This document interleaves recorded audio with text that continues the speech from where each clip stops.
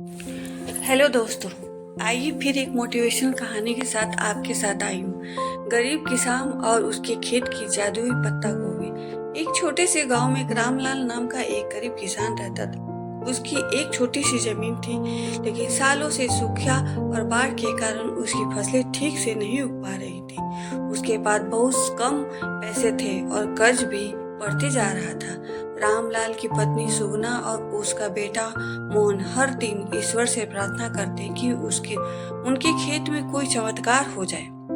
गांव के बाकी किसान या तो गांव छोड़ के शहर चले गए या फिर बड़े जमींदारों के खेतों में मजदूरी करके करने लगे, लेकिन रामलाल को अपनी जमीन से बहुत लगाव था। वो चाहता था कि उसी मिट्टी में मेहनत करके अपना और अपने परिवार का पेट भरे। एक दिन जब रामलाल बहुत दुखी होकर अपने खेत में बैठा था, तभी एक बूढ़ा साधु वहां से गुजर रहा था। उसने रामलाल की चिंता भरी आंखों को देखा और पूछा, क्या बात है बेटा, क्यों इतने निराश और परेशान दिख रहे हो?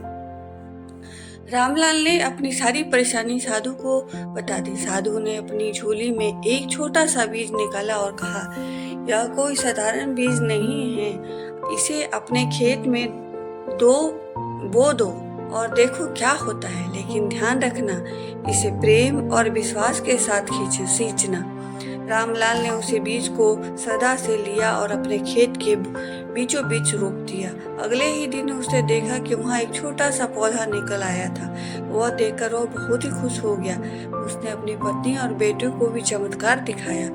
जैसे जैसे दिन बीतते गए, वो पौधा तेजी से बढ़ने लगा और कुछ ही हफ्तों में उसने बड़ी बड़ी हरी पत्तियां निकल आई।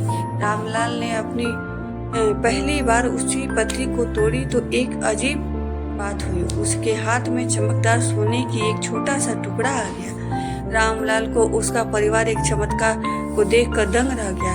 हर बार जब उसका पत्ता गोभी की पत्तियों को तोड़ता तो उसके नीचे से सोने का एक छोटा सा टुकड़ा निकाला था।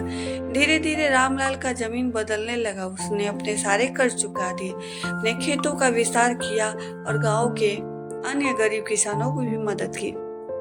लेकिन जब गांव के लालची जमींदार को इस बात की भनक लगी तो उसने रामलाल की तरह जादुई खेत को अपने की साजिश रचनी शुरू कर दी।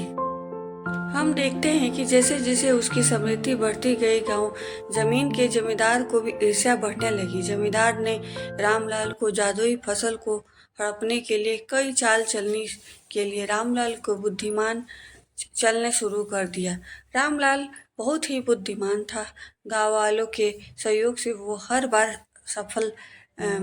असफल रहा, लेकिन रामलाल अपनी समृद्धि का प्रयोग करके अपनी बुद्धि और दिमाग से गांव के विकास के लिए उसने एक स्कूल खुलवाए, अस्पताल बनवाए, जिससे गांव वाले उससे बहुत खुश होते थे। दिन पे दिन वो गांव में प्रगति और उन्नति का काम करते हुए था। रामलाल कभी भी हार नहीं माना कि जीवन स्तर सुधारने लगा। उसने सोचा कि गांव की मैं जीवन कला ही परिवर्तन कर दूं तो यहाँ के बच्चे, यहाँ के लोग बड़े परेशान ना हो, उनको कभी गांव छोड़ के ना जाना पड़े।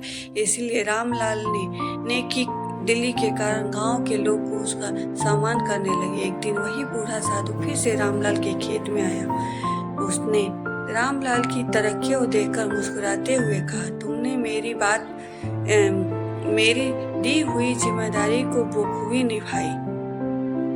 अब समय आ गया है कि मैं जादुई पौधा तुमसे वापस ले लूं ताकि वो।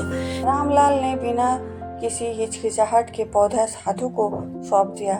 साधु ने आशीर्वाद देते हुए कहा, तुम्हारी मेहनत, ईमानदारी और उदारता ने तुम्हें सच्ची समृद्धि दी है। यह जादू अब तुम्हारे दिल में बस चुका है। इसके बाद रामलाल ने अपनी मेहनत और ईमानदारी से सभी गांव वालों के दिल में जगह बनाकर सहयोग से खेती करना शुरू कर दी। हालांकि अब उसके पास जादुई पौधे नहीं थे, लेकिन उसकी ईमानदारी और परिश्रम उसे हमेशा सफल बनाया है। इस प्रकार रामलाल की कहानी हमें यही सिखाती है कि सच्ची समृद्धि जादू में नहीं, बल्कि मेहनत, ईमानदारी और दूसरे की भलाई में